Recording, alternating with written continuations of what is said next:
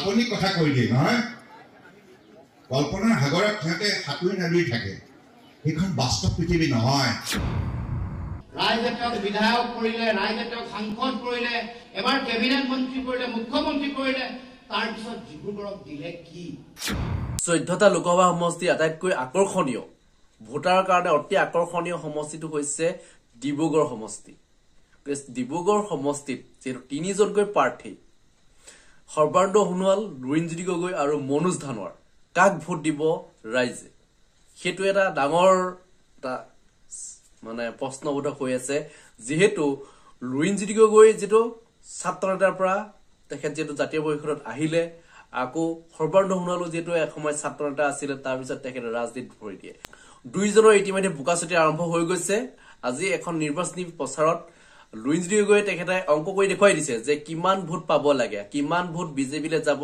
কিমান ভোট জাতীয় পৰিষদলৈ আহিব সেই সম্পৰ্কে তেখেতে দেখুৱাই দিছে বিশেষকৈ লুৰিণজ্যোতি গগৈ যেটো গণিতৰ ছাত্ৰ আছিল গতে গণিতৰ ছাত্ৰজনে যেটো গণিত কৰি যদি ভালে পায় গতিকে লুৰিণজ্যোতি গগৈ ইতিমধ্যে দেখুৱাই দিছে যে কিমান ভোট বিজেপিৰ হাতত আছে কিমান ভোট জাতীয় পৰিষদৰ হাতত আছে অৰ্থাৎ কংগ্ৰেছৰ হাতত আছে সেইখিনি ভোট তেখেতে তন্নতন্নকে দেখুৱাই দিছে এতিয়া কথা হল যে কোন জয়ী হ'ব কাক ভোট প্ৰদান কৰিব আসলতে গোটেই ৰাইজ যেটো বিমত পৰিছে কিছুমানে ভাবিছে যে লুৰিণজ্যোতি গগৈক দিম কিছুমানে ভাবিছে যে মই সৰ্বানন্দ সোণোৱালক দিম যে সৰ্বানন্দ সোণোৱালক আপুনি কিয় ভোট দিব কাৰণ সৰ্বানন্দ সোণোৱালৰ যেটো এটা দুবছৰ তেখেতৰ কাৰ্যকাল আছে গতিকে তেখেতক ভোট দি জিকাব নে আপুনি লুৰিণজ্যোতি গগৈক ভোট দি যাব কাৰণ দুইজনেই যেটো কাম কৰি আছে ডিব্ৰুগড়ৰ কাৰণে দুইজনেই কাম কৰি আছে সৰ্বানন্দ সোণোৱালে যিখিনি কাম তেখেতৰ থাকি গৈছিল সেইখিনি কাম তেখেতে কৰিব এতিয়া আৰু লুৰিণজ্যোতি গগৈ যেটো পূৰ্বে কৰি আছে তেখেতে কিন্তু তেখেত বিধায়ক হ'ব নোৱাৰিলে কিন্তু এতিয়া যেটো লোকসভা নিৰ্বাচনত যদি তেখেতক যদি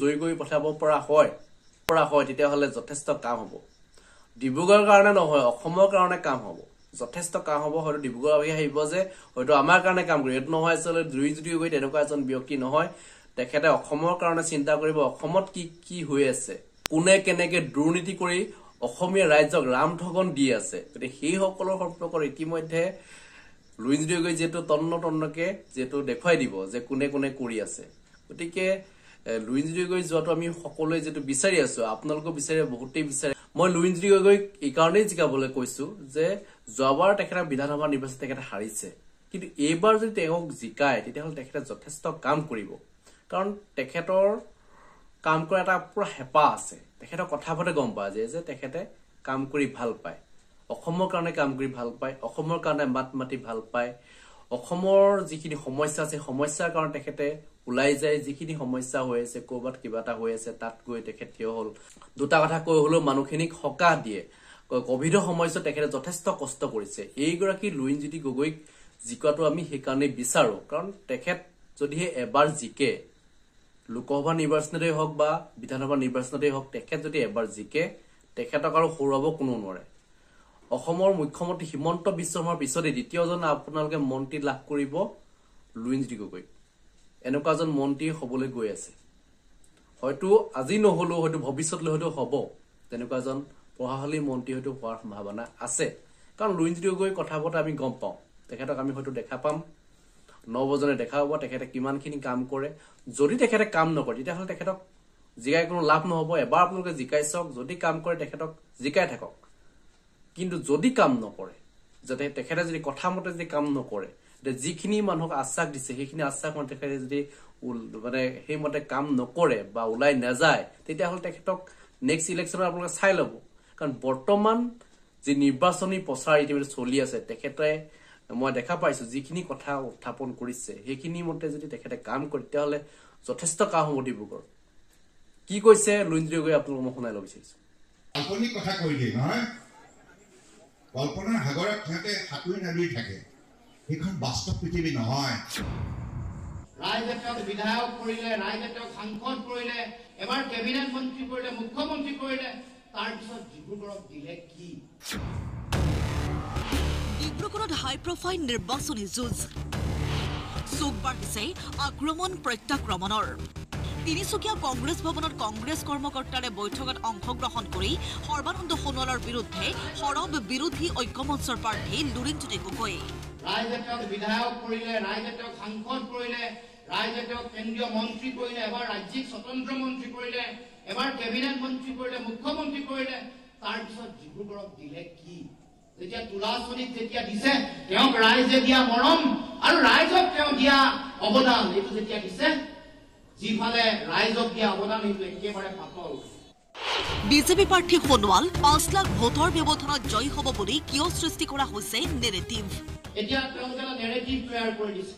নেৰেটিভটো এনেকুৱা যে আনকি প্ৰাৰ্থীগৰাকীও ক'ব লগা হৈছে যে মই ৫ লাখ ভোটত জিকিম। এইটো নেৰেটিভ, এটা চাইকলজিকেল ৱাৰফেয়াৰ এৰি দিব কৈছে। আমাৰ শক্তিটো হ'ল তেওঁলোকৰ নেৰেটিভ সদায় নেগেটিভ নেৰেটিভ, তেওঁলোকৰ বিভাজন, তেওঁলোকৰ মাজত সাম্প্ৰদায়িকতা, সংকীৰ্ণতা, ভাগ ভাগ কৰি ৰখা নেৰেটিভটোৰ বিৰুদ্ধে আমাৰ শক্তিটোৱে হ'ল একতা। আৰু সেইকাৰণে তেওঁলোকৰ এই মন্ত্ৰীসকলে আবুল তাবুল টকা আৰম্ভ কৰিছে। নিৰ্বাচনত জয় হোৱাৰ অংক বুজালে লুৰিণজ্যোতি গগৈয়ে। যোৱাকালিৰ পৰা সেইকাৰণে মই কাউণ্টাৰ কৰিছো। কাউণ্টাৰ কৰি আমি তালিকা দি দিছো। যোৱাবাৰ ২১ৰ নিৰ্বাচনত আপোনালোকে দেখিছে যে ডিব্ৰুগড় লোকসভাৰ ৯টা বিধানসভাত আমি কংগ্ৰেছ দলে পাইছো ২,৯০,০৮৮টা ভোট। ইয়াত চাবুৱা সমষ্টি ইয়াৰ লগত সংযোজিত হোৱাই নাই। চাবুৱা সমষ্টিত ৩৮,০০০ ভোট পাইছে। গতিকে এইটো যদি হিচাপ কৰে ৩৮,০০০ যদি যোগ দিয়ে ৩,২৮,০৮৮টা ভোট কংগ্ৰেছ দলৰ লগত ইতিমধ্যে আছে। নিৰ্দলীয় ভোট ৪৪,০০০ নিৰ্দলীয় ভোট ইয়াৰ লগত যোগ দিল। তাৰ পাছত অসম জাতীয় পৰিষদৰ যোৱাবাৰ ভোট ১,৪৯,০০০ পাইছে। ৩০,০০০কে প্ৰতিটো সমষ্টিত আমাৰ নামত, মোৰ নামত ভোট হৈছে। সেইটো যদি হিচাপ কৰে ৩০,০০০ পূৰণ ৯, ৩ লাখ ভোট মোৰ নামত, জাতীয় পৰিষদৰ নামত, জাতীয়তাবাদৰ নামত আহিছে। আৰু গোটেইকেইটা যদি সংখ্যা আপোনালোকে যোগ কৰি লয় ৩,২৮,০০০ যোগ ৩৮,০০০ যোগ ৩,৬,৬১,০০০ ভোট আমাৰ লগত আছে। লুৰিণজ্যোতি গগৈৰ মুখত ৰামেশ্বৰ তেলীৰো প্ৰসংগ। ডিব্ৰুগড় লোকসভা সমষ্টিত তেওঁলোকৰ আগৰ প্ৰাৰ্থীগৰাকীক দিব নোৱাৰিব। এইটো আমাৰ দলবোৰৰ কাৰণে নহয়, মানুহৰ খং ক্ষোভ দেখিছে, মানুহ অসন্তুষ্ট। গাঁৱে ভূঞে, চহৰে নগৰে, দুৰ্গম অঞ্চলসমূহতো ব্ৰহ্মপুত্ৰৰ সিটোপাৰে থকা ডিব্ৰুগড় লোকসভা সমষ্টিৰ ভোটাৰ ৰাইজৰ মাজতো যি খং আছে তাৰ উমান বিজেপি আগতীয়াকে পাইছে। সেইকাৰণে পলাব লগা হৈছে, সেইকাৰণে পৃষ্ঠভংগ দিছে। আৰু তেওঁলোকে ভাবে, তেওঁলোকে নেৰেটিভ ক্ৰিয়েট কৰিব খুজিছিল যে মইহে পলাইছো। তেওঁলোকে গম পোৱা নাই যে গোটেই আজীৱন মই পলোৱা মানুহ নহয়। যেতিয়ালৈকে জীয়াই থাকিম অসমৰ মাটিত, তেতিয়া আদৰ্শৰ পৰা অসমৰ মানুহক দিয়া কথাৰ পৰা আমাৰ অসমৰ নহওক, তেতিয়াও নপলাম। এই বৈঠকতে বিধায়ক ৰাজু চাহুৰ অভিযোগ। এই ছাত্ৰ সন্থাত থাকোঁতে বহুত এতিয়া ছাত্ৰ সন্থাত আছিলো, আছুত আছিলো, একেলগে জানো মহা ভয়াতুৰ মানুহ, বিৰাট ভয়াতুৰ মানুহ। তেওঁৰ নিচিনা ভয়াতুৰ মানুহ বেলেগ আৰু নাই। গতিকে এইজন মানুহক হৰুৱাব পৰা যাব। আৰু এই কাৰণেই তেখেতসকল একদম শংকিত হৈ গৈছে। গতিকে এই অৱস্থাত আজি তেখেতৰ চাহ বাগিচা ইয়াত আছে। জানেনে চাহ বাগিচাত আজি হাজিৰা কিমান দি আছে? ১৫০ টকা মহিলাসকলক হাজিৰা দিয়ে, ১৭০ টকা আমাৰ সৰ্বানন্দ সোণোৱালৰ বাগানত। অভিযোগ বিজেপিৰ বিৰুদ্ধেও। অলপতে আমাৰ ইয়াতে এটা বলৎকাৰৰ ঘটনা হৈছিল। আমাৰ বৰডুবি থানাৰ অন্তৰ্গত কাটানী গাঁৱত এটা বলৎকাৰৰ ঘটনা হৈছিলে। ৮ষ্ঠ শ্ৰেণীৰ ছাত্ৰী এগৰাকীক বলৎকাৰ কৰিছিলে। বলৎকাৰ কোনে কৰিছিলে? বিজেপি দলৰ নেতাই কৰিছিলে। ইয়াত কেন্দ্ৰীয় মন্ত্ৰী ৰামেশ্বৰ তেলী ডাঙৰীয়া আছিলে। ইয়াত আমাৰ ৰাজ্যিক মন্ত্ৰী আমাৰ সঞ্জয় কিষাণ ডাঙৰীয়াৰ সমষ্টি। বাৰম্বাৰ আমি আন্দোলন কৰিছো, আমি ধৰ্ণা দিছো, আমি অন্বেষণ কৰিছো, কিন্তু আজিলৈকে এই ২০ মাৰ্চ তাৰিখে ১ বছৰ হ'ব, কেৱল মাত্ৰ বিজেপিৰ নেতা হোৱাৰ বাবেই আজিলৈকে এই কালপিতজনক তেখেতসকলে গ্ৰেপ্তাৰ কৰা নাই। বিৰোধী শিবিৰৰ এনে নিৰ্বাচনী তৎপৰতাৰ বিপৰীতে নাহৰকটীয়াত বিজেপি কাৰ্যকৰ্তাসকলৰ সৈতে মত বিনিময় কৰি মহিলা ভোটাৰক আকৰ্ষণ কৰাৰ চেষ্টা সৰ্বানন্দ সোণোৱালৰ। নাৰী শক্তি হৈছে মহাশক্তি। নাৰী শক্তি মহাশক্তি। আপোনালোকে নকয়, আপোনালোকৰ কথাই কৈ আছে। নাৰী শক্তি, নাৰী শক্তি, নাৰী শক্তি। বেটি বচাও বেটি পঢ়াও আঁচনিৰ আৰম্ভ কৰি মহিলা সবলীকৰণৰ ক্ষেত্ৰত যিমান সংখ্যক আঁচনি হাতত ল'লে ইয়াৰ ফলশ্ৰুতিত আজি ভাৰতবৰ্ষৰ মহিলা সমাজ শক্তিশালী হৈছে, স্বাৱলম্বী হৈছে, আৰু এইখন ভাৰতবৰ্ষক আত্মনিৰ্ভৰ ভাৰত হিচাপে গঢ়ি তোলাৰ ক্ষেত্ৰত আগন্তুক দিনত মহিলা আয়োগসকল আটাইতকৈ উল্লেখযোগ্য বৰঙণি থাকিব। বিৰোধীয়ে কল্পনাৰ সাগৰত উতিভাগি থাকে বুলিও কটাক্ষ বিজেপি প্ৰাৰ্থীগৰাকীৰ। কল্পনাৰ সাগৰত সিহঁতে সাঁতুৰি নাদুৰি থাকে, সেইখন বাস্তৱ পৃথিৱী নহয়। বাস্তৱ পৃথিৱীৰ লগত আমি থাকোঁ।